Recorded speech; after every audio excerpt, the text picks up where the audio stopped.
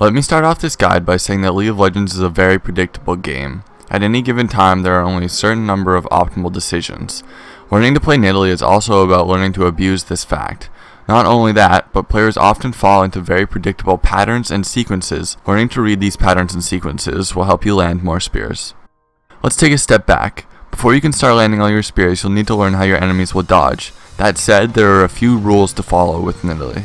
It's okay to miss your first spear, but not your second. Most champions have a learning process of game to game, but Nidalee players are forced to learn from their mistakes from minute to minute, and relearn the same things every game.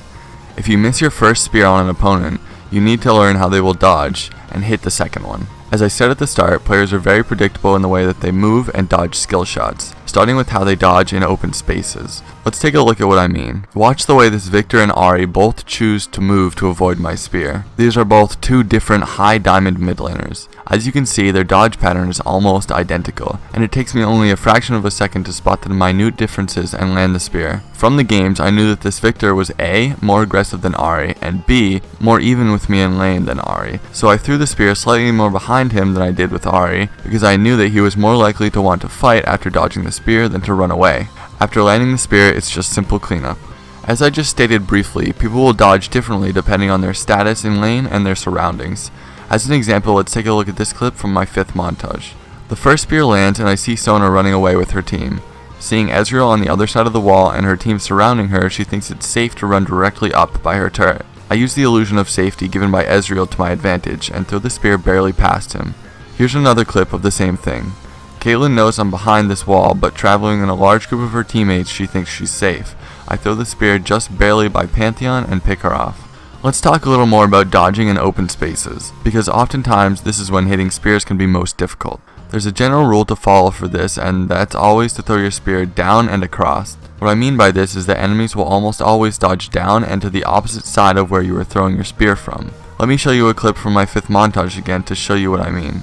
The Zed is about to get away, and to make sure I kill him, I need to hit one last spear. He's completely in the open, and I need to predict his movements or he'll get away. Using the rule, I know he'll dodge down and across, so I throw my spear where I think he'll be, and I end up taking the kill. Here's another example, and it shows off what I said before about never missing 2 spears in a row. I think Jhin might keep running directly away, but he opts to dodge in a predictable fashion. For my next spear, I predict him to move in the down and away pattern. The next trick will be centered around landing spears through minions. I have a short video talking about this, and it will be linked in the description. This is a very helpful trick for Nidalee mid to land spears during lane phase, but if you only play Nidalee jungle, have no fear, this helps everyone. Most players find it sort of comforting to sit behind minions versus Nidalee, and rightfully so.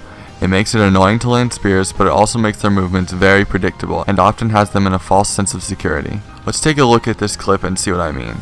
This Karma sees herself as safe just because there are 3 minions here. As the middle minion dies, I throw my spear through the other 2 minions. This kind of spear is very hard to see coming and extremely difficult to dodge if you throw it at the right time. This Karma expected me to throw the spear trying to get the last hit, but I timed it, so just as the minion died, the spear flew over it and hit her instead. Finally, let's talk about using the human pounce mechanic to land spears. The reason this helps is because it's a very fast play and can make spears almost as hard to see coming as if they were thrown from the fog of war. Here in this clip, Victor sees me on the right side of his minions, so he stays on the left. I abuse this false sense of security and the human pounce mechanic to land a spear on him. Again, also abusing the small width of Nidalee's spear to throw it just by the edge of the melee minions. I predict his movements slightly and land the spear easily. In this final clip, instead of using this mechanic to get around minions, it's the Rammus I need to get out of my way. I jump again from the right side of Rammus to the left, use a tiny bit of movement prediction, and hit Zyra. In conclusion, learn how your opponents dodge individually, but keep in mind the general player base has a very similar and predictable style of dodging skill shots. Use the fact that they know your spear is coming to your advantage. Use your knowledge of the simple down and across dodging technique to hit your spears in open areas, but remember to keep your surroundings and the status of the game in mind because it may change how people choose to dodge your spears. Thanks to everyone who made it through the whole video, but I hope it helped anyone out there who wants to main Nidalee and is having trouble landing spears. Thanks again for watching, and don't forget to comment and let me know if this video helped you out.